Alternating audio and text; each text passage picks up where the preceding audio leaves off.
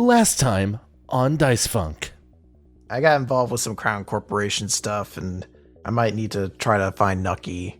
They're called bank records, and I have access to all of them. You would do something against the rules for my benefit? Algernon Sharp? It's also kind of what got him into financial trouble and, like, ruined his whole family situation. So he's like, I shouldn't do that, but I could kick his ass. How much memory do you have of your time before waking up in that dumpster? So there's a lot of details that are missing, but there are particular names that he remembers. So you're going to send a message to someone from your past who your memories about are clouded, and there will be consequences for that. Right now, you don't get a message back, so that's going to be part of the ongoing fence side quest, basically. And then it's going to be signed with just the letters TI as just the name. That stuff you gave me the other day was, like, really good, but also I'm dying? Yeah, it does that. Is there anything that helps? Like, what makes this stop? More? I can hang for a little bit, but I gotta be gone by like 8:30. I got a meeting. My plan is simple and foolproof. It will require you to risk, if not totally obliterate, your entire career.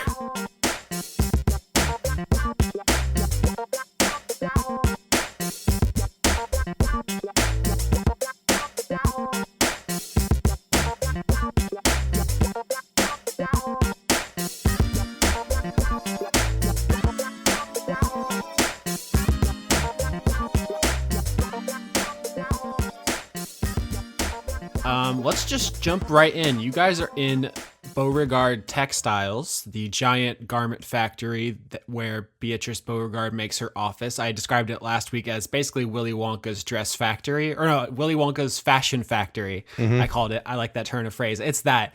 It's enormous. There's her office has a window in the back where you can look over like the floor where there's just rows and rows of looms, and they're all like technologically advanced, and just hundreds of workers making basically all of the clothing that anyone in Valentine wears.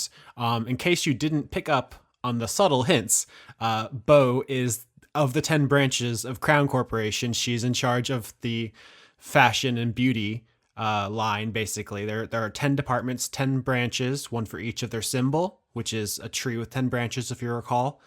And that's where you guys are. You're in that office. Beau has a plan, but she says you're not going to like it.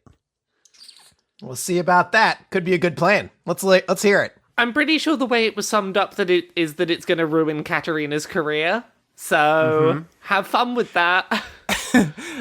Beau taps her, I guess, tablet, because that's the year we're in now, and she pulls up the script for the wrestling event that you all are going to be heisting. It is at the King Coliseum. It is a tag tournament in the Valentine Wrestling Federation where Catarina wrestles. And it's an indie league, so it's a little bit like loosey-goosey. I'm not 100% certain, so if I say anything wrong about wrestling, Chris, feel free to jump in and correct me. It's fun. We'll learn together. You started off quickly by saying there's an actual script, which I found very cute. But yeah, go ahead. more like an outline.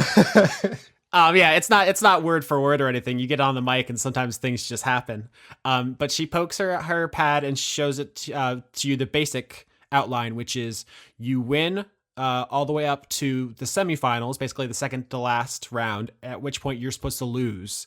And then someone's going to avenge you in the finals. So you are not scripted to win this event, which means you will not get the belt that you're there to steal if you follow the script as written. So that's the first thing she shows you. I'm trying to think how to explain this without getting like too deep in the weeds on wrestling and minutia, right? Because there's a lot. In weeds, deep in weeds. Oh wait, I'm the only one chanting that. Great. Hey, I like weeds too. I'd like to get deep in the weed. I was gonna try to set you up, and you just like took the joke. That's fine. Suck my dick. Lauren 420 blaze it. All right. So you're not going to win this tournament, but Beau says to you, you do make it to the second to last round. So if you go against the script and you just win anyway, you'll be in the finals. at which point it's too late to you basically can screw job your way through this thing and at the end win anyway. It will destroy your reputation. You'll probably get sued for breach of contract. You'll never work in this town again. Everyone will hate you. But you'll leave with the belt, and that's all she cares about.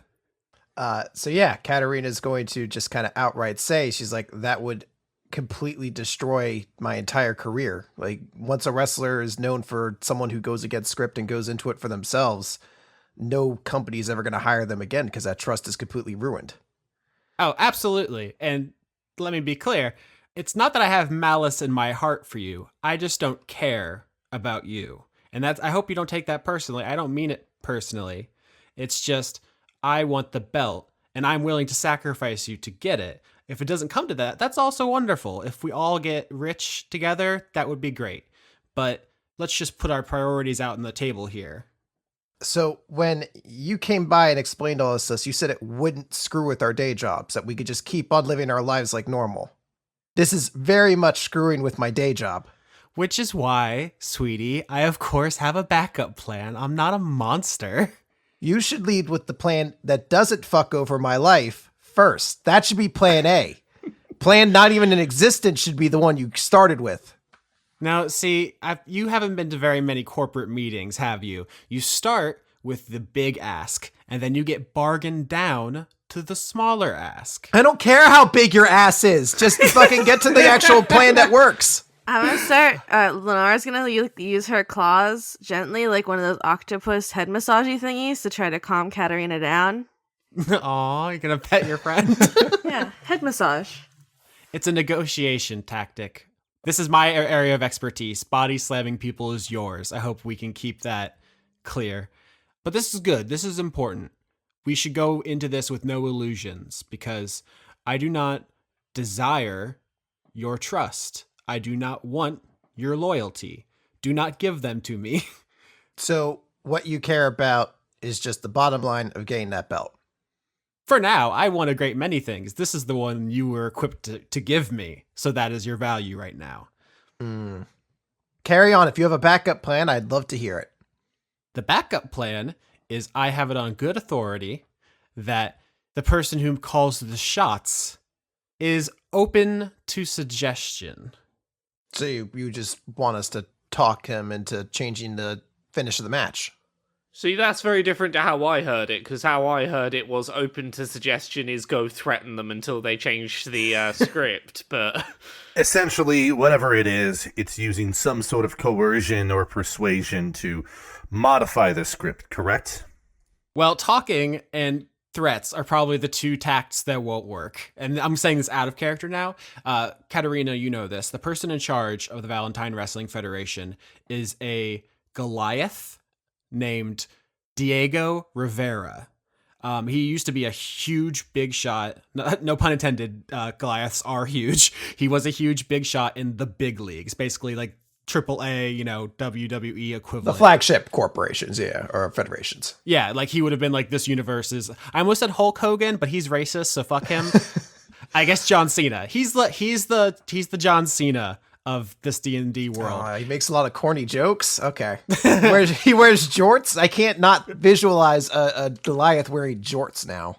For those who don't know, Goliaths are basically between human and giant size. Like they're basically Hagrids. They're big old Hagrids. For a moment there, I thought you were going to explain what jorts were for the audience. That would be good. Type in a picture of Kevin Smith onto Google, and there you go. No. All right. So Diego, he was a big shot in the biggest leagues, and after he retired, he wanted to be a commentator, but he wasn't quite good enough to commentate in the big leagues. So he got a job commentating in the indies, which led to him basically being the showrunner as well, because he has the clout and the charisma and the name brand recognition. So in addition to doing the commentating, because he likes to do that, he is also the person who has the authority to change the script if something better comes along. You can't really convince him because all he cares about is getting the best ratings and getting his face out there. And you can't really threaten him because he's 10 feet tall and could punch through solid steel. So he's the one you would need to convince to let Catarina win, but you're going to have to be creative to do that. He is the booker, as they call them in the industry. I'm learning so much. I know. If I can come up with a reasonable explanation of why Catarina should be there, I do have some magic that helps make people a bit more suggestible, which might be a route. Obviously, Catarina is not going to do this alone, and lucky for all of you, I have a way to incorporate you cleanly into my backup plan. And she pokes her tablet a little bit more, and she says, wrestling leagues are, especially indies, are in constant need of jobbers. Is that correct, Chris? Yes. Okay. I threw around a lot of trading card slang last episode, but none of it was plot relevant. I just threw it out there because it's fun and I know it. You can totally not know any of this, but this stuff is plot relevant, so we're going to have to stop and explain it. Basically, jobbers are people who lose to the people that the audience actually likes, because if you just have like famous, beloved people fight only each other, they'll lose too much and it could damage their popularity and reputation. So you need people who just, their job is to get their asses kicked. Mm-hmm. And there's a constant need for those people, especially in the lower tiers, where if all you're doing is getting your ass kicked in an indie league, you're never going to rise up. So it's the lowest of the low. And that can be where the rest of the team gets into this tournament, just as basically losers who are there to get punched and thrown around and then never seen again. Bo says, I have enough contacts to get some of you guys into this tournament. And then after you inevitably and brutally lose, and you will be twisted into 1,000 shapes, slammed onto your neck, probably lit on fire, and tossed into the crowd. You will then, in defeat, slink back to the locker room past the first level of security within King Coliseum. So I'm just going to put this out there now. I volunteer for Team Loser, because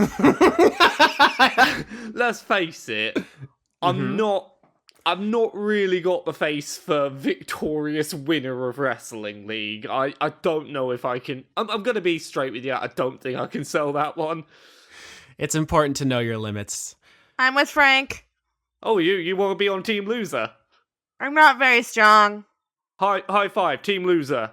Bam, high five. One of my favorite things in Dice Funk is when we start party splitting and then giving the individual teams their names. So Team Loser, which is Catarina. Hey! Or not Catarina. Sorry. Wrong cat. Which is Lenora Desmond and Frank Westerly, will go in as jobbers. You guys are a tag team who are supposed to lose in the first round to make other people look good. Just get your asses beat and go back to the locker room and then start sneaking around throughout King Coliseum and try to find out where they're keeping the belt. And Bo just says to you, like, I don't have blueprints, but if you see security, you're going the right way. Just keep going towards the guards, and eventually you'll find what they're guarding. It's pretty easy. Yeah, it's an indie show. The only thing they're going to be guarding is the belt or maybe where the popcorn's kept. And then there's the other team, Catarina and her up-and-coming, brand new debuting partner, who she's going to shepherd to the penultimate round where they will tragically lose to the heel team, who will then be beaten in the finals, which I assume is you, Mr. Roboto. Also, Styx exists in this universe. What's up? Oh, and their worst album exists too? I don't know. So you gonna come sail away or what? Oh, holy shit. His fucking in-ring name should be Kilroy. So this is basically like just a slightly improvised athletic performance following a loose script, correct? It's simulated violence, which is used to tell a story. You're playing roles. It's kind of a role-playing game where violence is used to progress storylines for characters. Does that make sense? I reckon the four of us as a group can probably manage that. It's the sort of thing, it even sounds fun to do on a weekly basis, maybe. Probably only once per week, though. Any more yeah. than that's pushing it. More than that, no, but once a week is great. All right, so that we have the plan. Team Loser, go get your ass kicked, get your butts back to the locker room, and start sneaking around. And hopefully, Catarina, you can find a way to wrestle so good you can convince Diego Rivera to book you as the winner. If you don't win, Team Loser steals the belt. If you do win, you just walk out with it, and then you give it to me. Any questions? Can I bring the bear with me? Absolutely not. I have a quick question. So, on that list of everyone who's competing, is there anyone else who are last-minute additions? I don't have that information, but I do know who is supposed to win. Well, I mean, I'm not too focused on that. Okay. I'm just trying to figure out, make sure there's nobody else in the, well, she's going to do like finger quotes, like game Uh-huh. that are involved in this mess, since it sounds like we're already known. It's possible. All 10 branches are constantly trying to one-up each other and do stuff like this exact thing we're doing. But this is an indie league. It's a kind of minor event. This isn't going to be like us stealing the World Series or whatever. It is kind of mostly just for the image of me walking into a meeting with a belt on that I'm very into. But you can't ever rule that kind of stuff out. I don't know that Solomon would even think to counter program this event in particular. He is the chairman of the board, but his division is media. So this broadcast brings in money, but it's nothing compared to like the premier news channel or his internet operations or any of those kind of things. All right. Well, if that's all, I got shit to do tonight then. Do you? I do. I got a lot of work to do now in preparation for this. Okay. So let's fast forward. Tell me if there's anything you guys want to do in the meantime, because we're going to jump right into it. We have 2 teams. You guys are going to do some sick wrestle tricks and stunts. I'm super psyched. I'm psyched out of my mind for this. So I think that like Team Loser possibly needs like a team name for when we go in. Absolutely. Both teams need names. And there is one that you had, Lauren. Oh, yes. The one that you've put in the main team chat, the main Skype chat I quite like. It was Cardastrophic Meowltdown. Oh, yes. It's the perfect level of pun for Team Loser. And so you guys are going to be wrestling under your kind of usual gimmick, which is the washed up card wizard and the DJ person. Like, you're not stretching. You're just going to be DJ Meowvelous and Quick Draw Frank. I think that's the way to go, because like both of us already have like a thing that's like our thing, and I think that we'll put on a better performance if we're going with what we know. And I doubt that there's much overlap between like the wrestling scene, the DJ scene, and the card gaming scene. Oh, you'd be surprised. There's nerds everywhere. Lenora actually hopes that like this might get her some more exposure as well. Yeah, it couldn't hurt. And at this point, the people who you'd want to hide your identities from already know who you are. You're just not touchable normally. So it's not even like a security risk. Hooray! What a good thing that we found out about the game so early in the campaign. Oh, right. And so, Catarina, what is your team name? So I think what we'll go with is, since she is going out as her character of Captain Catarina Krakenbane, she has a very nautical theme, and she's going to be teaming up with a robot who makes music. So the fitting name we'll go with is Sea Shanty. I was actually going to be suggesting that Ed actually is going to not impose as himself during the fight. Okay, we could change it. Granted, it's a very simple thing that will happen. He will use disguise self to change the appearance of his chassis while wearing clothes on top of that, so he doesn't look like the same forged. He will look like someone different in that regard. So his gimmick can be changed up in whatever way is necessary to fit a particular theme. But you can go with Sea Shanty as the name. That's fine for the team. I think that will work okay. It's just that Ed's going to be not Ed per se in appearance. So our team name is Sea Shanty. Yeah, you said you had some stuff to do? Yeah, so she's like got things she's gonna do, like she'll like send a message to Ed at some point to ask him about potentially writing a theme song for her, and she has some stuff that she wants to do in terms of like tailoring a new outfit together and building a special something out of her tailoring skills as well. Whenever that message comes by, Ed is going to insist that Catarina come over to his place, since he has supplies to help out on both fronts up in his living space above the arcade.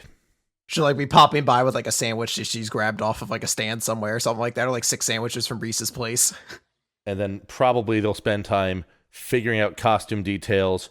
Ed will probably use disguise self a few times over to kind of show different color options for the chassis and stuff to pick out one that looks particularly good for the look. and they will probably spend time both going over what the music will be like and kind of some bits about how the routines or how the different moves and stuff can be executed out. Yeah, as I said, the big thing I think Katarina's going to want to teach him is like the very basic necessities needed to not look like an idiot when you're out there, like how to like fake throwing a punch and how to like take a body drop and things like that, how to run the ropes, like simple stuff that you need to do to be a wrestler. Otherwise, you just look like somebody who's staying in a ring who has no idea how you're operating. How to sell the different hits and such. Don't be a no-seller. For the audience, selling is pretending like you were hurt. Yep. Luckily, you're all charisma heavy characters, which is good because wrestling is basically just acting, but a lot of it still hurts. So you still have to know how to take things as least damaging as possible. Mm-hmm. But luckily, a lot of that onus is on the perpetrator of the move. And since Ed is a newbie, he'll probably be the one taking the attacks more than he'll be the one delivering them. So he'll be in good hands, hopefully. But that is kind of the story because you guys are a face team. I don't know if I explained this already, but face are the good guys. And you're the person who's like established. And this is this new up and comer that the robot. And so you're helping him. So if he fucks up, that's part of the story is that like he's inexperienced, basically. And your guys' whole thing is that like, you're doing good. Oh my gosh, it's so inspirational. And then you lose to the bad guys, who bad guys are called heels.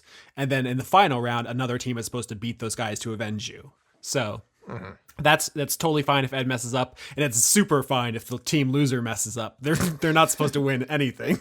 But the point is to tell interesting stories with violence, which is also what D&D is about. Damn straight. He is taking basically very careful notes the whole time while Marty at times sort of jumps at Catarina, insisting that she play with him. Look at me. I'm the cat now. Catarina is going to no-sell having an interest in that cat. Oh, she doesn't like cats? No, it's not a person. So who cares? Right? Whoa, okay. Whoa, big statement here. All right. I want to kill that droid. I'm not going to pet the cat. This is a dark character. Wait, you were flirting with a cat person. So what's that's fine because she's a cat person. That cat can't talk. That cat can't get a car that she could use to drive places. You can't mooch off this cat. The cat mooches off her. That's the wrong side of the relationship for Catarina. You can mooch those cuddles. Yeah. I really want to get a cat and Catarina in a room together and just have it just really get down to the nitty gritty of what it's like to be cat. That's the sitcom we do, like the sitcom spinoff we have after the show where the three of them open up a pizza place. Yeah, 3 cats in a pizza place. Okay, well, let's get to the wrestling event because that's what people are here to listen to. You guys, I don't know if you've ever been to like a sporting event as participants, but usually you guys get like bussed around to the back through like a really grimy entrance, and there's like a bunch of hallways that you have to walk through, and like it's poorly lit and like nothing's quite clean enough. I played a lot of high school football, so it's not. Wait, what?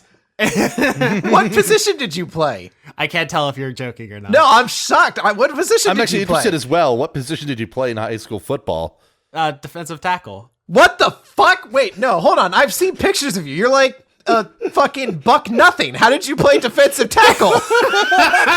What? He's a big boy. What? No, I feel like I've seen pictures of Austin, and you're like tiny. No. Oh my god. Yeah, he's 6'4", right? I'm 6'4", 200 pounds. Yeah. Nah, none of this makes sense. This is all a lie. Okay. Maybe it's because I visualized too much about the Andrew Dickman image of you that you use as your avatar, and I always just imagine. I think of you like Shaggy, essentially, and that's apparently not the case. All right. I've been that thin before, but not during football or now. Yeah. So probably too much personal information about me.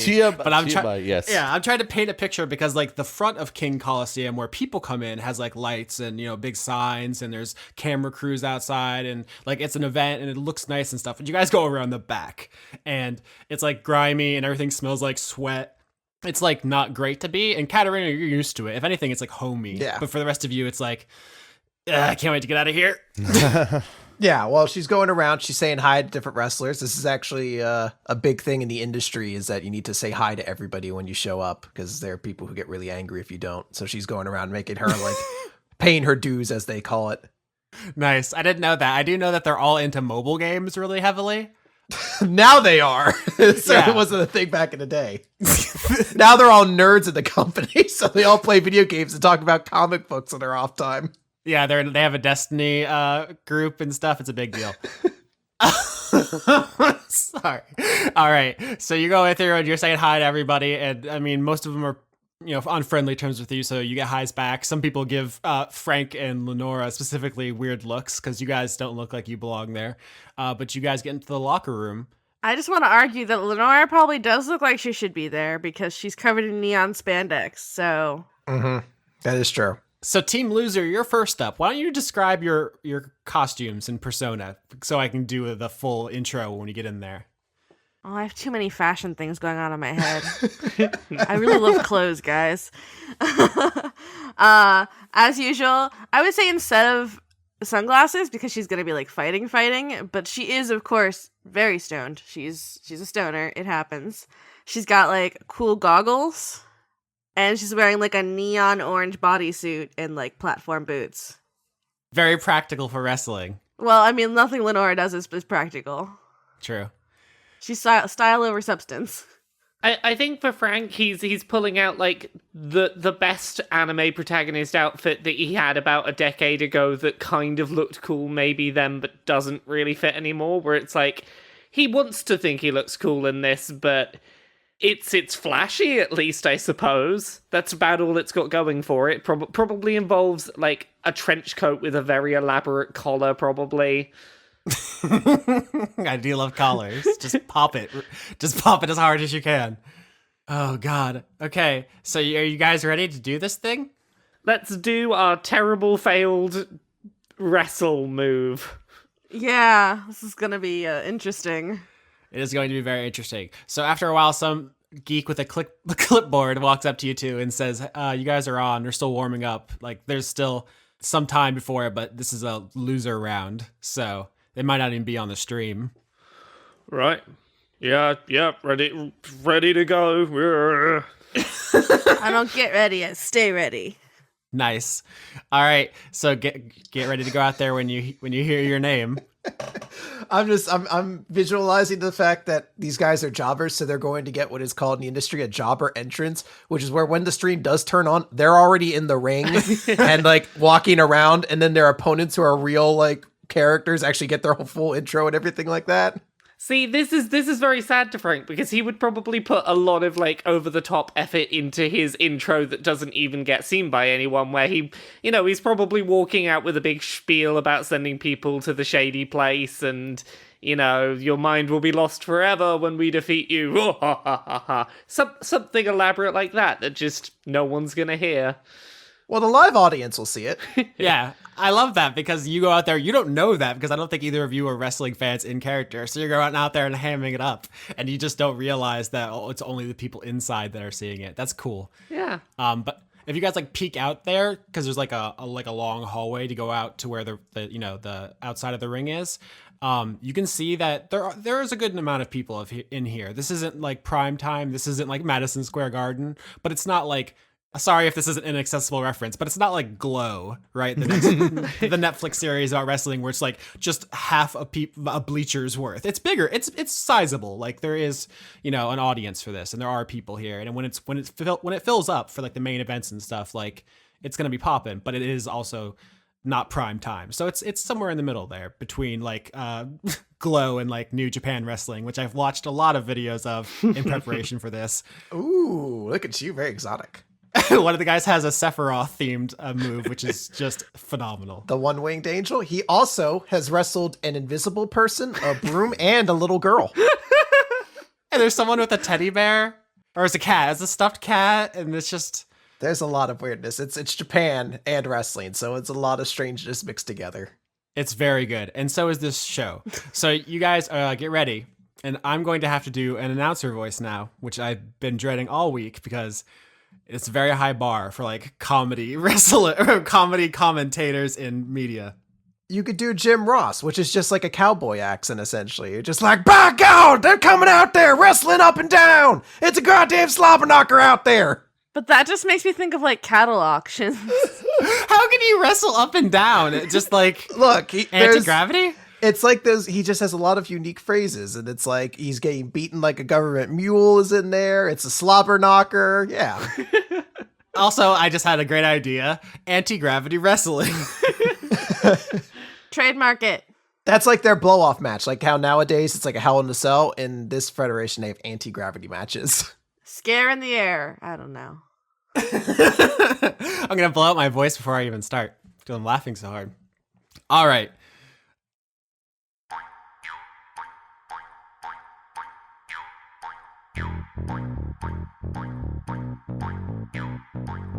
Hailing from the dark jungles of some godforsaken, uncivilized hellhole comes the debut of a wildcat, DJ Meowltdown. Boo! Boo, you jobbers! Boo! Boo! I'm gonna drop the bass on your face. That's exciting. Yeah, also, in case you couldn't tell, wrestling deals very much in broad racial strokes. So they are turning you into kind of caricatures to be booed, which is exciting. What tact are they going to take for Frank? And their tag partner, hailing from the slums of South Valentine, a down-on-their-luck grifter, an all-around criminal scum type. Quick Draw Frank. Boo! Your luck's up, and I've drawn you the worst hand available. You should get drawn and cornered. Wow, that's one violent crowd, man. You're gonna get more than a paper cut from me and my cards. So you guys get into the ring, and you got the stands are starting to fill up now. They're probably gonna turn the stream on any second now, and so you guys are out there, and the crowd is getting warmed up, booing you because you look like a scumbag and an outsider, and a non-lizard or non-robot person, which is who they love to cheer for.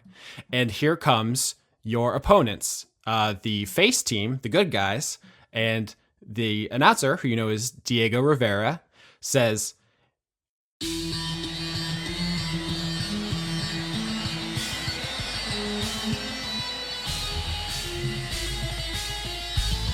and now, your hometown heroes, Argent and Aurum, the Desert Dragons. And a silver and a gold dragonborn come running down the ramp. They're shooting fire and ice and big like X's across, just like huge streams that they use to form like their symbol, which is just like an X made of a huge spout of flame and a huge spout of ice. And the crowd just fucking flips out, and they're so excited about them.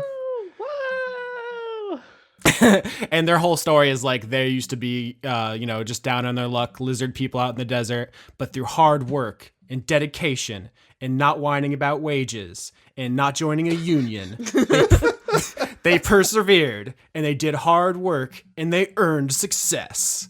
And they come out and they're like flipping out and they're, doing all their cool pyrotechnics and isotechnics, which is a word I just made up. Also, damn it, cryotechnics. That's the word, idiot. And they get in the ring with you guys and they look at you and they're both a little surprised because they don't recognize you. But their whole thing now is they're going to rip you limb from limb in front of everyone. So the way we're going to do combat, because this is staged, no one's going to die, hopefully, but we're going to roll through it. So if you miss, you're going to do real damage and hurt somebody. If you hit, you do fake damage and it goes well. So let's roll initiative. Oh boy. So the goal is not to win the fight, but to put on the best show before you lose. 10 on initiative. 10 as well. I have a higher... Also 10. What the hell? Okay. Do we all need to roll initiative again if we all draw? No, it's determined by the modifier. You see, I have a +5, so I'm actually faster. Ah. And then it's Frank, and then it's Lenora. So first up... In my mind, I visualize these two guys as being like the Dragonborn equivalent of the Hardy Boys, which were basically guys who wore like torn pants and like fishnet shirts and like they wear like crosses and very, very flamboyant outfits. That's who I'm visualizing these two guys I was as. thinking more The New Day a little bit, but yeah, that works well too. I had a question about, is it like spells? What do?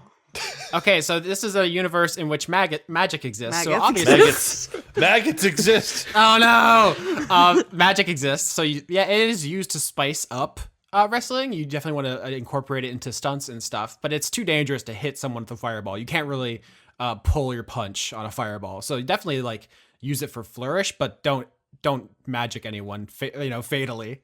Okay. Also, I tried to Google the Hardy Boys, but apparently that's a book series, and so that was Apparently. no. I mean, I remembered now, but I didn't realize it as I pushed the button. Spell boys with a Z, I think. Okay, I've done it now. Wow, they look like they're very 90s. Yeah, that was definitely the vibe at the time. So they're both gonna do pretty cool opening attacks. They're gonna shoot like a ring of fire and a ring of ice, and then like jump through them to kick you. So here we go with that. So it's Orem and Argent, the gold and silver dragonborn. Here comes an attack on Frank, 11, and here comes an attack on Lenora, 6 and a botch. Oopsie doodle. Oops. 11 does not hit my AC.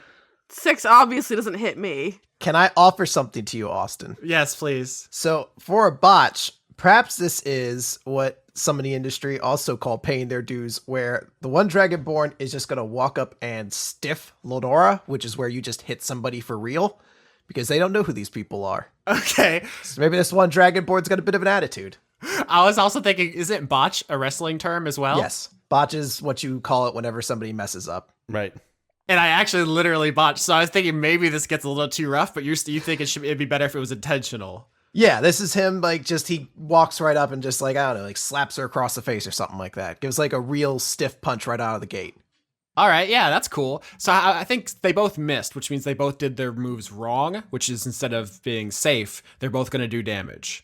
So yeah, let's do the flavor flip, where instead of it being unintentional, they're both basically hazing you. So this is gonna do damage. They go to jump through their ring of fire and ring of ice, but instead of doing a wrestling move, they just actually hit you for real. Rude. 6 damage to Frank and 12 damage to Lenora. Uh-oh. Ouch. That's most of my health.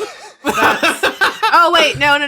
I'm a fucking idiot and nobody caught it. I forgot to up my hit points when I did my level up, so I'll fix that now. That's like a third of my health, so...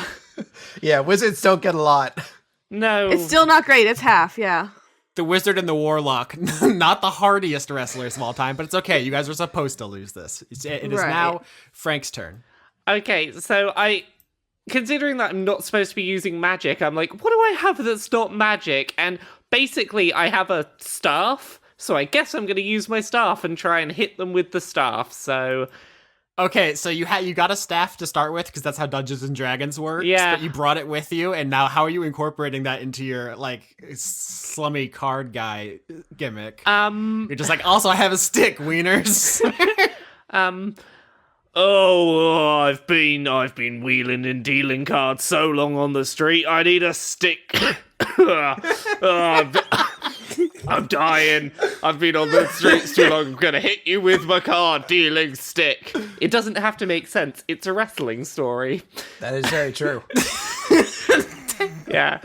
So I've seen some shit during research. They'll do just literally anything. So yeah, I have my staff that I have because I'm a wizard and it's D&D, and I'm trying to find something not magic to use. 7. That misses. So I'm doing damage to them. Is that the case? Yes. Oh, no. Oh no. So that's 1d6 plus 1. There's actually a very interesting inverted way of doing this, where hitting means you actually pull off the move, and missing means you actually hit by accident. A 2 on damage. All right, so you bonk the gold dragonborn in the face, and then he just looks at you like, man, you for real? And actually, there's a moment where like something passes between you, where it's like almost like respect. Lenora, it's your turn. Okay, I want to do magic, but it's not damaging magic, so that's cool, right? It's your show. I mean, it's a show within a show. I want you to put in on a good wrestling performance so that you put on a good D&D performance. Yeah, just entertain the audience. Oh, right. So Lenora's going to say, get ready to catch these claws. And I'm going to cast Mirror Image. But basically, I create 3 of me, and 2 of them are fake, and they don't know which one they're hitting. 4 of you, 3 of them are Four? fake. Yes. Oh, that's right. 4 or 3 are fake. And they have to like roll a d20 to determine whether or not they actually hit me or if they hit one of the duplicates. And the announcer's like, can you believe this crafty cat magic? How dishonorable.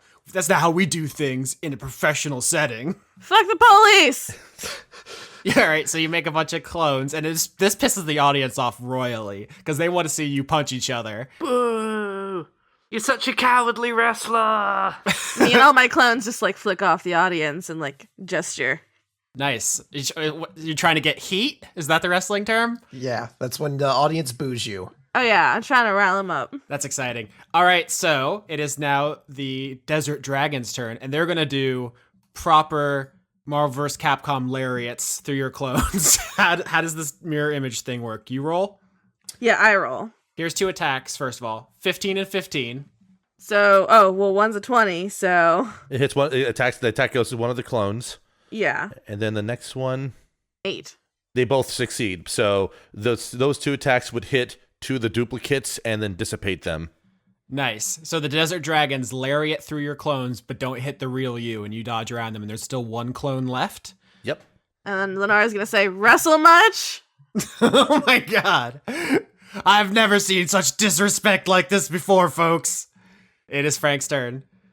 Frank is going to use Expeditious Retreat so that he can run around the stage really fast, and he's basically just going to do this only for his turn. It's a concentration spell, so he'll end it whenever someone tries to attack him to sell it, but he's basically going to flavor this as, oh, what's the matter? Can't hit me. Can you make a charisma roll of some sort, maybe intimidation, to see how this goes over? Yeah. Because you're basically trying to be a heel by not participating in the fight, right? Yeah, so that'd be +2 for intimidation. 3. No? It's not very intimidating at all. No, it's a botch. Yeah. That's a botch, yeah. Oops. All right, so you're going to take an opportunity attack as you go running around, and one of them is going to try to clothesline you. This was the intention anyway. That's fair. So 13, so it's not gonna do me actual harm. All right, so he gives you a wrestling clothesline. What's the term, Chris, for a well done move? Is there a word for that? No, just an executed move. You know, you didn't botch. Okay, I feel like I've got most of it down. I can't always remember the difference between a work and a shoot. I know one is when it's real and one is which is not. I can't remember which is which. Then there's also a worked shoot. Shoot, come on. A shoot is when something is off script. So they were shooting on you earlier when they slapped you in the face. Okay. I'm learning so much. This is an educational podcast. I feel like that goes underappreciated. You learn all kinds of things about wrestling, about card games, about the Bible, whether you want to or not. All right, so Frank, you take a clothesline and you fall down theatrically. Oh no, my hubris has defeated me. The cards did not turn in my favor. Lenora, it's your turn. You and your clone, I think, are still there. I think I'm gonna try and tackle them with my claws. Nice. Which is a very bad idea because it's like a strength modifier and I have bad that. You do have bad that. 18? Yep, that hits. So I'm going to have my clone sneak up behind one of them. I don't remember their names, so one of them. I'm going to come at one of them from the front and try to fake them out and pretend to slash them with their claws. All right, so you fake slash. We'll say the silver one. It's silver and gold, okay, because they represent the success of working hard and not questioning your bosses. Capitalism. Yeah, and you give him a convincing fake slash, and he stumbles back, grabbing his face. I've been brought low by the dastardly feline. And Lenora's gonna go. All right. That was a fake hiss. I know, it's very good. And now it's their turn again, and they're gonna run up on you, Lenora. 20 and 9. So one of them hits the fake one, and the spell's gone now because they're all gone. The other one hits me, which is the 9, which does not hit. So suck it. That's real damage. You don't want that. Fair. All right, so the 2 Dragonborn run at you and your clone, and the one that does the move well passes harmlessly through your clone, and the one that goes a little too hard in the paint catches you, and he just yells, "These fists are rated E for everyone."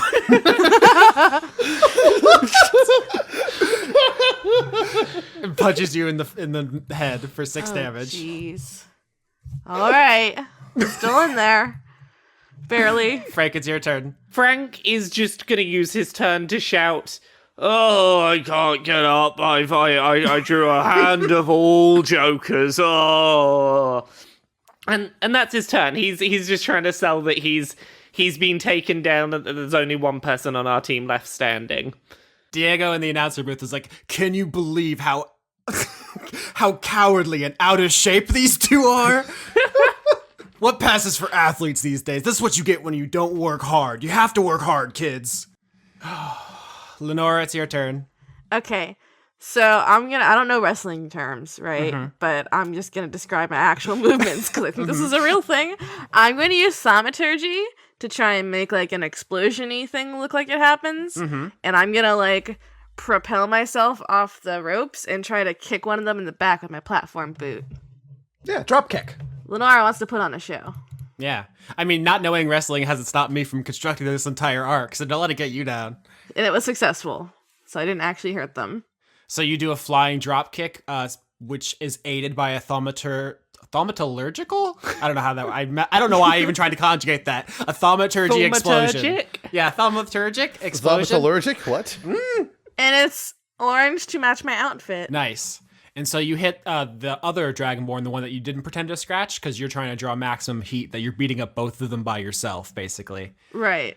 And Frank's still sprawled out on the ground, and it's their turn, and they're going to try to finish you off. Let's see here. Oh, yeah. 14 and 20. My AC is 14, so they both hit. They both hit. Yeah, one of them picks you up and like throws you up in the air, and the other one like alley-oop grabs you and does a slam on you. It's a pretty cool like joint finishing move, and they slam you onto the ground. Are you going to stay down? I'm going to say the jungle will have its revenge, and then I stay down. I see loss in your card dealings. Nice. So you guys are defeated, and the desert dragons are running around the ring. They're celebrating, they're hooting and hollering, they're shooting fire and ice up into the air and flexing. The crowd loves it. They're going wild. You guys are out of the tournament as planned. That was so much fun. Yeah. All right, so you guys are free to basically go back into the locker room and then to sneak off and try to steal this belt while Catarina does actual good stuff now. Hopefully. Well, obviously you're going to do good wrestling and you're going to try to put on a show. You can see Diego's announcer box, which is up above the stands, and there's like a glass thing in front of him, but there's a door on the side and it has like a keypad on the outside that you know the combination to, because it's not, there's no reason to think anyone's after him. So you can get in there and talk to him if you want. I'm definitely going to try to talk to him real quick. Yeah, before your match, because other people are going on. Yeah, well, I'm not going to go in while a match is happening since he's commentating, so that would be weird. But like in between matches when there's like a downtime, she's going to try to go in just to talk to him real quick. Yeah, there's a part like where a reporter runs over and they're like, Arjit, what can you tell us about that match? And he's like, oh, I just had to go out there and got to give 110%. I had to eat my vitamins, say my prayers, and, do all that. Stayed in school. Paid my capitalist taxes. Yeah, got my taxes in on time and walked my dog twice a day. It's important. Got to set an example. You got to represent the city. You just can't let any cat off the street walk in here and just disrespect you. And, just all the hard work you put in. And while that's happening, like, yeah, Diego is taking a little break. He mutes his mic and he's checking his Twitter or whatever. So what do you do? Well, I will come inside. I will knock on the door and just say, really excited to be on the show tonight, and go up, offer him my hand. He shakes your hand. You guys have met before. You're not like close or anything, but he knows you. The handshake thing, it's like just the respect thing that wrestlers tend to give, especially veterans, is they want to be treated like they're important. He is very important. He says, yes. So Kat, how's the rookie looking? You excited about the storyline? Think the robot's gonna work out? I got big ambitions about tonight. I think tonight's gonna go great. I mean, this is a crowd that loves robots, so I think the crowd's gonna eat this up. And I got a couple tricks up my sleeve. I think we're gonna get some big pops tonight. Also, it's worth noting, when Diego was in the big leagues, it was like a multinational league, right? Not just Valentine. He probably wouldn't have rose to such prominence if he was just in Valentine, because they're homers. They love lizards and they love robots, and he is a Goliath. So he's super popular because he has like that classic Adonis physique, right? He's like totally blown out musculature and stuff, which plays almost anywhere but Valentine. So that I think that's an interesting thing is like he sees like the dynamic of this. It's not like what he would want. Ideally, he would want people to like be like big and strong like him, right? We got some real fucking like meta commentary here going on too. I do know some stuff about behind the scenes wrestling. Vince McMahon loves those big muscly guys, right? He likes big, sweaty, muscly men. Yep. That's 100% exactly what I'm talking about. So yeah, that's what's going on here. So he greets you and he says, like, "That's that's good. Here they're working out. I'm excited. I think it's going to be a good tournament." I think we might be able to make some merch off this stuff too. Really start selling that. I think I got some good stuff in mind. You got the shirt designs in? I got a couple shirt ideas. I got a lot of cool stuff lined up for this. You're gonna love this. The crowd's gonna be popping. This is gonna be a big show. Have you seen the analytics? Water bottles are really big this quarter. Yeah, I can work on. I don't know what my yeah. We can buy water bottles. We can make water bottles all the time. People got to drink. Captain Krakenbane is the first person you should be thinking of when you get a wrestling water bottle, right? Yeah, you got to find your niche. You got to find the thing that people identify with you. Yeah, that's how I survived out on the ocean for that long, was thanks to my trusty water bottle. You know, but separating that seawater from the the not seawater. But no sneakers. That's mine. That's my thing. Oh yeah, no, I barely ever wear shoes, so yeah, that's I need to do that. But we'll market the crap out of water bottles. All right, get out there and sell some water bottles. All right, make sure I'll see you later then, and give him like a high five. All right, we're best friends now. I mean, he high fives you, but your hand fits in like the creases in his palm. Before we go out, I want to try to catch Lenora real quick. Hi. Hey, good stuff out there. You guys didn't get the crap beat out of you, which is a pretty good thing. I hurt. Yeah, it looked like they gave you a couple really stiff shots there at the beginning. Sorry about that. There's some hazing that they do around here. It's cool. It's cool. I'm strong. There's usually like a person back here who can like heal you up too. So if you need that, go look for that. But real quick beforehand, could I use you for something during my entrance? Well, anything you want. What do you need me to do? You can make like really big sound effects from far away, right? Yeah. All right, so you're gonna need to be like right outside the curtain then, because when I get about halfway out onto the ramp, I'm gonna do this particular move. I want you to make the sound of like a giant ship kind of cresting over a wave. You know, that kind of like roar sound, right? Yeah, and then there's like the whoosh of the water and... Yeah, I got the water covered. If you can make that sound, that would be tight. Do you want a foghorn? Can thaumaturgy do that? I am not sure what a foghorn is, but go for it. It's the big brah ship noise. Then yes, that's what Captain Krakenbane should have, right? A ship noise. Okay, yeah, I'll do it, yeah. You the best. While they're talking, Ed will probably walk up while he's in costume and, well, gussied up for the occasion, finally. We're going to need descriptions of both of your costumes. I do just want to say before that happens, though, does Chris not know what a foghorn is? Or does Catarina? No, I know what a foghorn is. Okay. I was fairly certain that was a Catarina thing, yeah. All right, so how you guys dressed? I'll start real quick. Captain Catarina Krakenbane's wrestling attire is sort of like the traditional spandex sort of, shorts and all that deal. But then her entrance gear has like a tattered captain's cloak, like a pirate captain's coat that she wears out there. And she has like the very big like tricorner hat with like a pirate Jolly Roger on the front of it. And the back of her coat also has a new message on it. Normally it doesn't, but it has on the very back of it, #sail on. Branding. Look, you got to get that shit trending, all right? Mm-hmm. You know how long fucking Vince McMahon used to push tout just because they were the only company using it, all right? That's what they care about. They want a trend on the social media they don't understand. Ed is, first and foremost, he used disguise self, and he actually used a sorcery point to extend it to last 2 hours instead of just 1 hour, to make his chassis look more bronze, a bit rusted, with like sort of scuff marks all over it, and like faded logos that look almost like they're supposed to be tattoos here and there on his chassis, but they're sort of worn off and faded. As for his attire on stage, he's probably just gonna be wearing like pants and shoes, sort of as that sort of getup. For his entrance attire, he's gonna look kind of like, and correct me if I'm pronouncing this name incorrectly, Chris, but Johnny Sfandi from Guilty Gear a little bit. I don't know how to pronounce his last name, but yeah, Johnny from Guilty Gear should be enough. Johnny from Guilty Gear, yeah. So he has like the overcoat and a wide brimmed hat. And 120 abs. Yes. So yeah, his upper torso is exposed to kind of show like the roughed up parts here and there.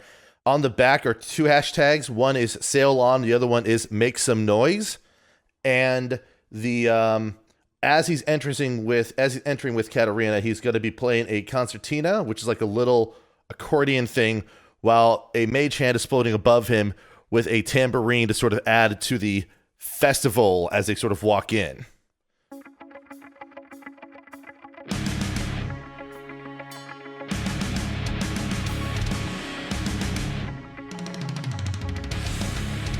A mysterious new challenger emerges.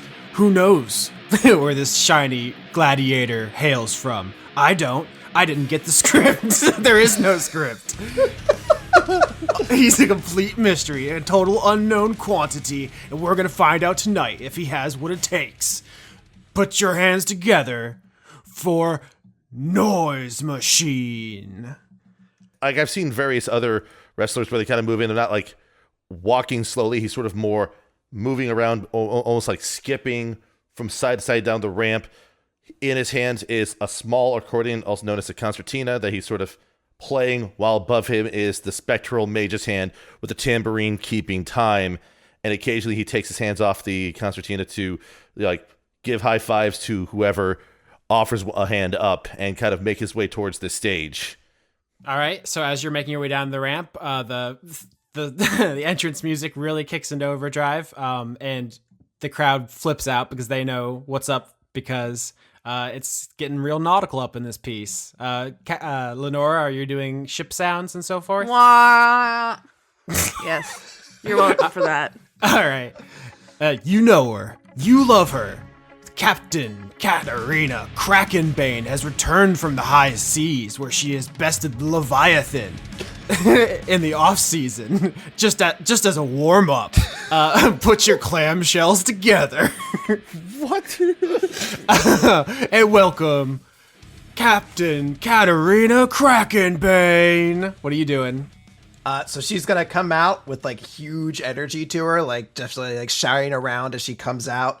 Gives like a big like finger up to the air as she like hits the first like entrance part, and then as she starts going down the ramp, she's gonna like start creating those whips of water that she uses in her trademark move, and she's gonna time this with the big ship like coasting over sound, where she'll just swing her whips and basically have them kind of splash off, so like a little bit of water going into the crowd as like this big like ship coasting over a tide sound effect plays.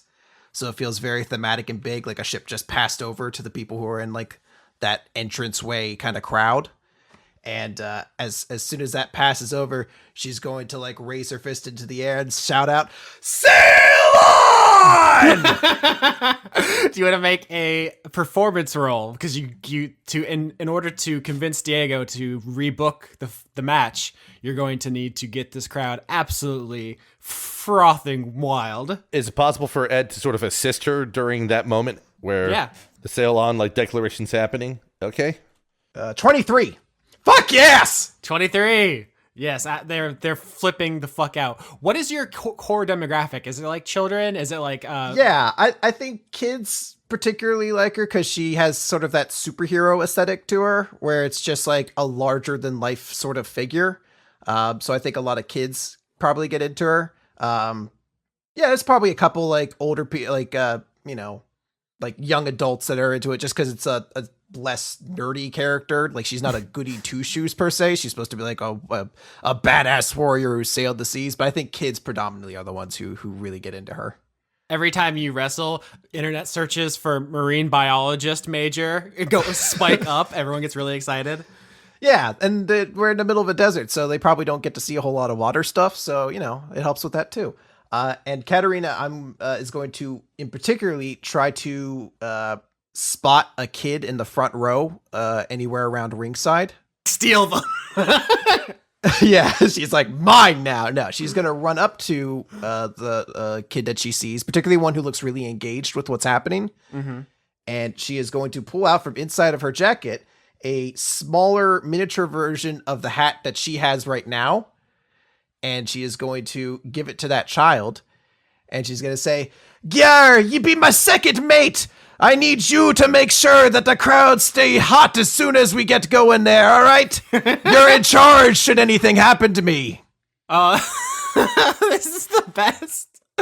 Oh my god. Okay, so you guys enter the ring. Before I introduce the other team, what are Lenora and Frank doing backstage? Because you guys are in the locker room. Like, nobody expects anything of you right now.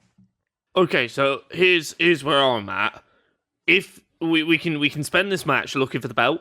If we can't find the belt, between matches, there is an option of trying to magic our way into letting Catarina win. Where would you start on trying to heist this thing? Can I do a perception, would it be? Or investigation to try and spot where, if anywhere, is most guarded? Also, I probably should have asked this before I rolled things earlier. I'm going to go ahead and assume that I'm no longer disadvantaged on everything. Okay, so we have a lot of things going on at once. Laura, do you want to say your roll before? My investigation was a botch. I got 1 + 5. I crit. Can I get a break? Roll 20. Get off my nuts for like a second. I'm trying to do a show.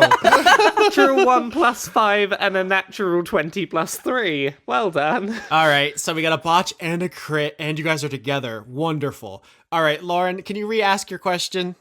I forgot to ask earlier, but do I still have disadvantage on everything? So Rosen did get you another pill of Nox. You have that with you. The edges come off, so you don't have disadvantage on everything, which is why you were able to wrestle more or less okay. But you do psychologically want to take it, even though your stats aren't affected anymore. So you can choose how to roleplay this, but you do have another pill.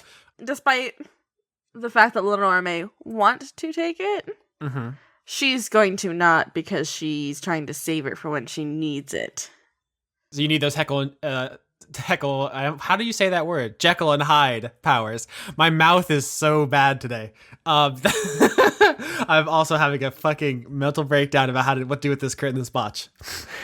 All right, so you don't take the pill for now, but you have it. But I think you are like, your hands are shaking a little bit and you're like blinking a little bit too much because you do have like a psychological need for it. Maybe we'll roll like Constitution or something later to see if the effects get bad. But right now, Frank and Lenora, you guys are searching backstage to try to figure out where to go. You guys come to a fork in the road, and you're both equally convinced that each direction is correct. Frank, you are 100% sure it's left, and Lenora, you're 100% sure it's right. Let's Scooby this one. I wonder which of us will be correct. Right. You guys split up at that fork. This isn't even that bad because you were contemplating splitting up before anyway. So yeah. You know what? It could be worse. No, Frank, you fall into a spike pit. Oh, man. I hate those backstage spike pits at these wrestling shows. Well, you never played Mega Man Wrestling? They're everywhere. So back in the ring, Captain Catarina Krakenbane and her new partner Noise Machine are in there. You guys are, strutting for the audience, getting them all whipped up, and suddenly the lights go out. Uh-oh. And Diego says,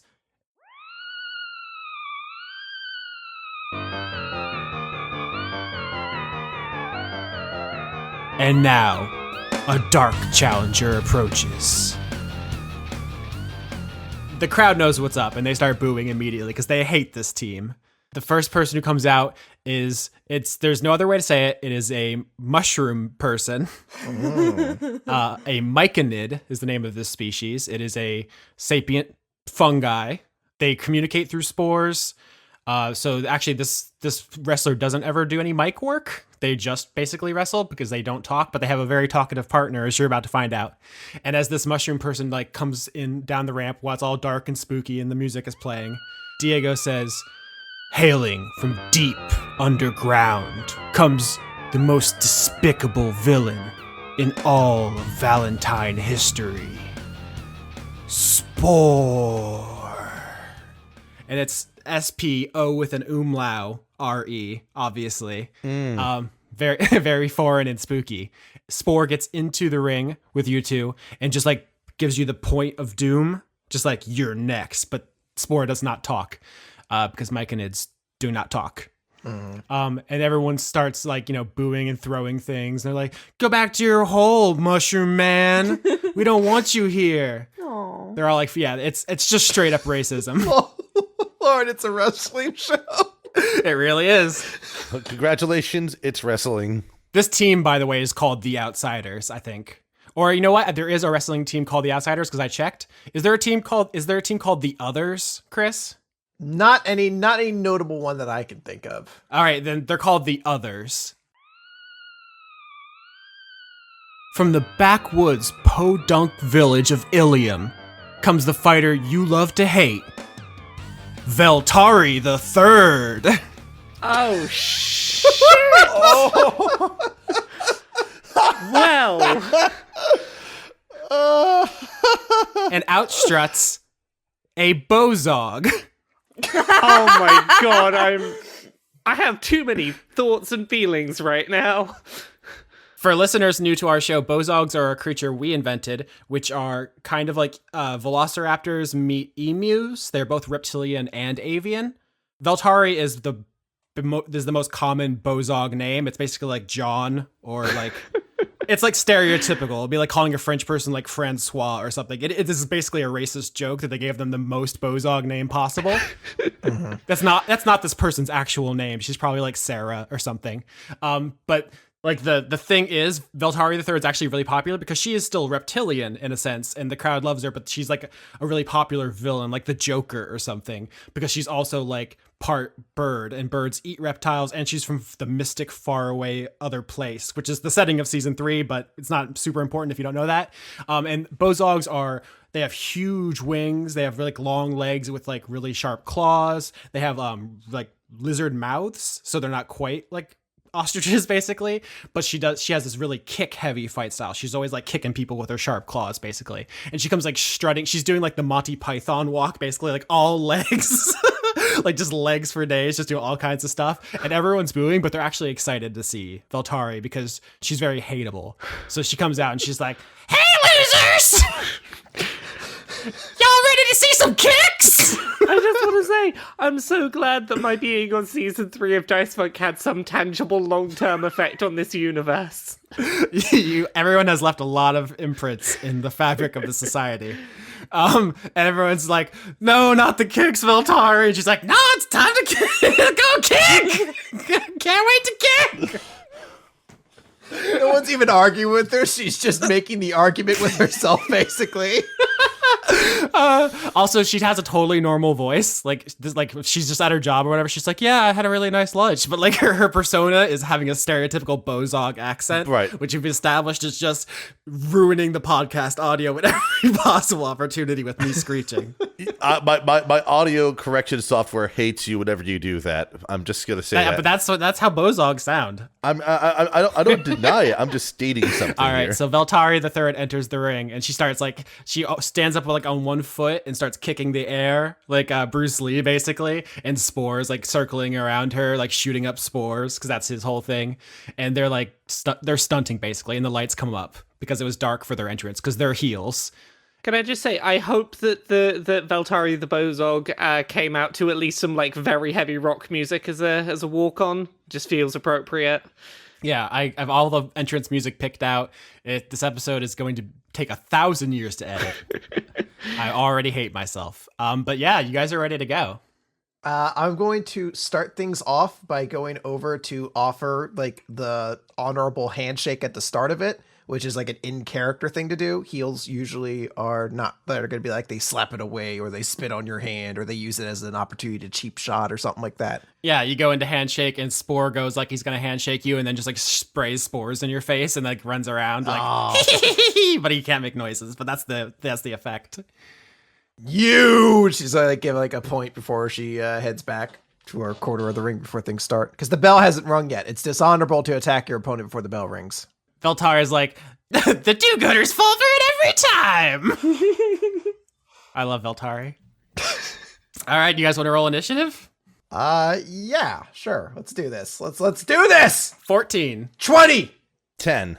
All right, so first up, Captain Catarina Krakenbane. All right, well, I'm going to start things off by running up and going after Spore, because Spore was a dishonorable cheater who decided to spray me when I was giving an honorable handshake. So 14. Yep, that hits. Okay, cool. So just go up and just basically run him over and give Spore a clothesline. Nice. So he falls down and there's like a spray of spores. Like, it's obvious. It's self-evident. I barely need to add that, but that is how they work. So you knock him down. I want to make it flavorful where she's like bouncing off the ropes, going for more like clotheslines, like a very traditional thing where like you go for a clothesline and that person gets hit by it and they fall down and they get right back up just as the other person's like bouncing off the ropes again. So she's going for like these multiple clothesline things to kind of start things off with a little bit of excitement. Mm-hmm. And Spore is going to, get to their feet shakily and try to blind you with blinding spores, his signature move. 24. That's a super hit. So yeah, he gives you, it's literally just like, in actuality, these spores are just things that let you communicate telepathically if you breathe them in. So it's like, hey cat, how's your day? how's it going, Spore? Looking forward to tonight. It's Steve, but you know that. Yeah, well, it all depends on how you introduced yourself to me, That's kind of the big thing. All right, I'll see you after. Gotcha. Okay. And meanwhile, Veltari's going to run over and start to kick the stuffing out of Noise Machine. 17. Yeah, that beats my armor class. All right, so he basically does the anime like 1,000 kicks, like just kicking you all over, and it doesn't hurt at all. And it is now Noise Machine's turn. Noise Machine is going to try to fend off the kick. It's going to take the hits from Veltari the third before staggering back, pausing for a moment, planting, and then doing like a sort of a spinning elbow to Veltari to sort of knock her back, and then follow up with a quick punch. 21 on that. Nice, you definitely hit. How's that look? Basically, like once Veltari like takes the fake elbow, staggers back, Noise Machine just follows up with a punch, and then why not follow up with a little bit of a drop kick, landing cleanly, and then getting back up. Though doing drop kicks is still something he probably shouldn't do too much for himself, but fortunately the ground is safe for falls like that. And Veltari's like, I hate robots. They do such good kicks. Kicking's my thing. It's my whole deal. Trademark. Okay, so Veltari's gonna run and jump off of Spore, so we're gonna get an advantage on this to try to do a flying kick into Catarina. Oh, crit. That's spectacular. It's not damage, obviously, because it's a super good wrestling move. This is like the one time that as the player, I'm super excited when you crit because them doing well is more beneficial to me in the long term. Yeah, actually, because this wrestling is going so well, why don't you make another performance roll with advantage, try to get the crowd pumped up? Because she jumps off Spore, flies through the air, and starts kicking you while she's in the air, and you get a chance. Yes! I crit. Holy shit! On a 24. Okay, so let me part the curtain for a second. The chances of Chris/Catarina convincing Diego to change the script to win were pretty low. I was going to be really strict. I still am going to be really strict with these rolls. I was thinking you're going to need at least one crit psyching the crowd up to turn this around. Like, I can't just give this to you, right, for it to mean something. That crit, like, this episode's almost over. Keep that in mind, like, going forward. That is absolutely crucial. Mm-hmm. All right, so tell me what you do exactly, because she's kicking you. She's up in the air. She's like flapping to keep herself, above you, and she's kicking down at you. What do you do to get the crowd fucking losing their mind? Okay, so she jumps up in the air. She's kicking at me with her, 1,000 kicks. And Catarina is like taking a couple of them. She's, trying to back away. And then she's going to basically reach out and grab Veltari by the waist and just throw her down for this big from the air power bomb. And Diego starts wigging out too. He's like, "Oh, I've never seen this. How did you do that? She's the kick master. You can't just grab her out of one of her 1,000 kicks. This is unprecedented, folks. This is what all those battles at sea have taught you." The sea is a harsh mistress, but she teaches you how to power bomb. and during this edit, like when Ed's kind of on the side. He's going to try to turn to the crowd and kind of help assist in the hyping of the crowd when Catarina does something like that. So, I mean, you guys are booked to win. You're going to win no matter what, but you're winning with such panache right now that I actually want to cut away from this. I think we're going to pick up here next week. Let's cut to Frank and Lenora searching right now to finish this up. Me. You crit. Yes, I sure did. You did. So you're walking down a hallway. You've never been here before. It smells like sweat. You're tired and shaking a little bit. You turn a corner and you see there are 2 lizard folk guarding a door. Do they see me? No, you peek around. You crit. Okay. They have what appear to be like tasers and mace on their belts. Is there any signage on the door? Employees only. Okay, yeah, so Lenora's gonna go ahead and assume that's it. I don't know how far away Frank is. I'm gonna try to use message my cantrip to say I think I found it. He's too far away to message, and also something's happening to Frank. Uh-oh. Oh, great. So I guess I'll head back and try to find Frank. So you find where you think the belt is, and then you leave to go tell people. But yes. you are pretty far from Frank. You guys took a fork, and you both went in opposite directions. So Frank, you're walking down a hallway in an unfamiliar building, King Coliseum. You've never been here. Most card tournaments are in game shops, the LGS as they call it in the scene. And you were just walking around. You're trying to find suspicious doors to some security forces. You turn a corner, and someone pulls a gun on you. Hi, sorry. I was just trying to find the bathroom. Inspector William Graves No. says, "So you got yourself a third job, huh, Cards?" Well, one of my people is already a wrestler, and they just needed a bit of a hand because they're always looking for jobbers. Always looking for jobbers. So I made some friends. I agreed to help out. Graves grabs you by the collar, slams you into the wall, Right. and puts the gun to your head and says, "So here's how this is going to work. I'm going to ask you questions. And every time you lie to me, I'm going to pull the trigger." There's that whole stick again. I'm just gonna make the observation: you're not allowed to do anything to me. I'm here for a legitimate reason. Graves pulls the trigger.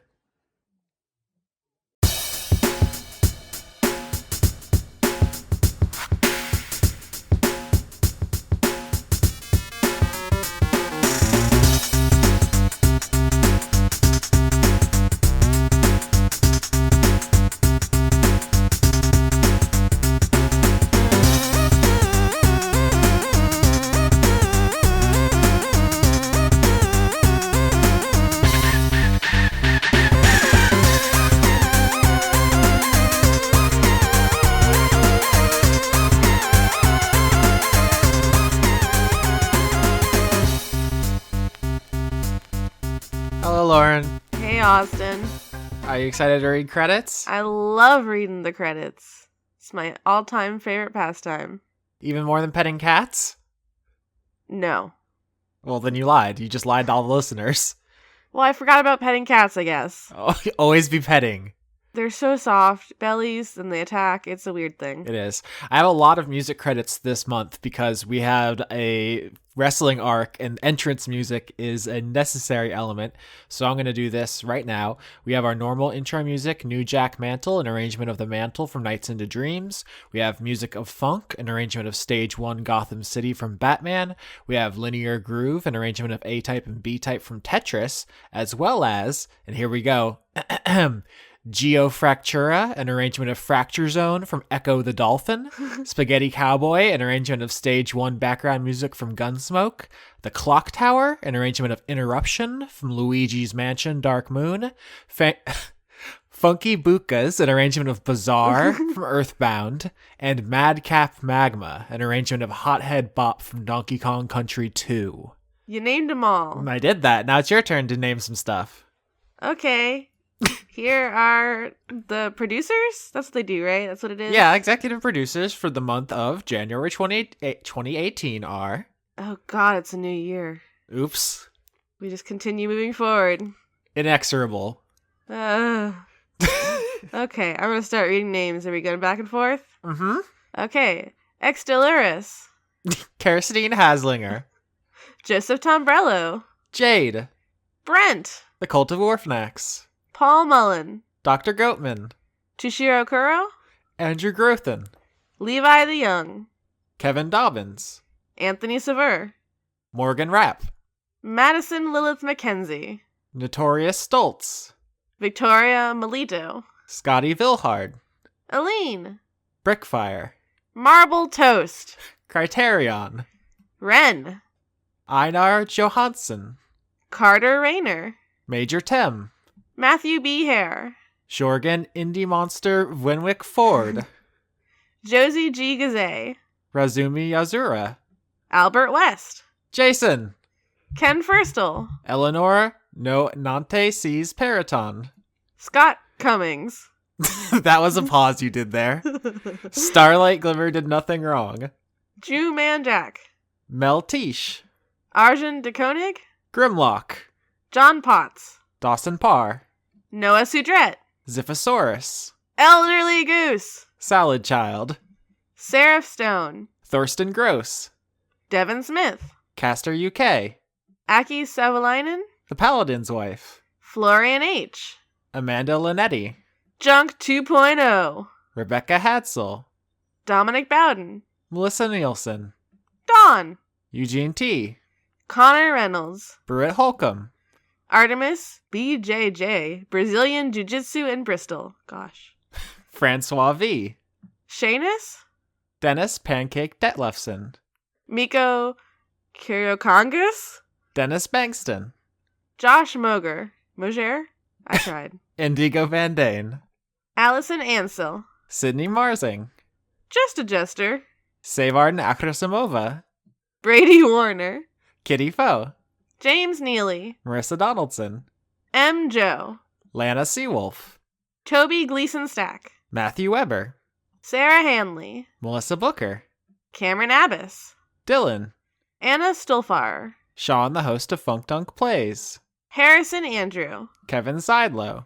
Christopher Charlow. Jorrit.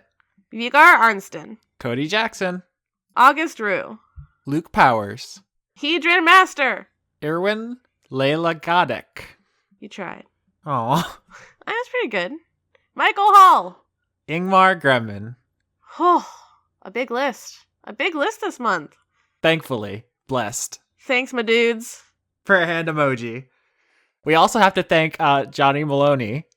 Oh, for his special guest poetry slam. Yes. All rights reserved for all his good poetry and work. Thank you, Johnny. I would have as many players as possible on the show if it were feasible. We can't add anymore, but we do love Johnny, so we try to get him involved. I think it worked out pretty well. Yeah, if we had any more, I think you would literally die.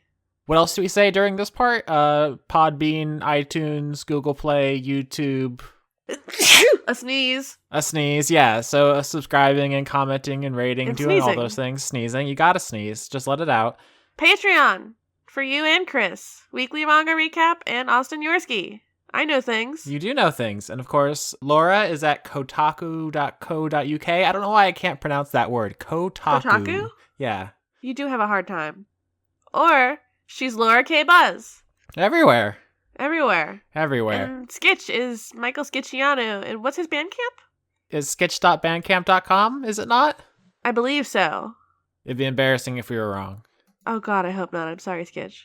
Special thanks to your cats, who are guest stars this season. Do you want to give them a shout out? There's Zelda, Mm-hmm. who is weird. Awesome. And there's Anna, who is a fucking dumbass. Who likes bread. She will steal bread. Nobody's bread is safe.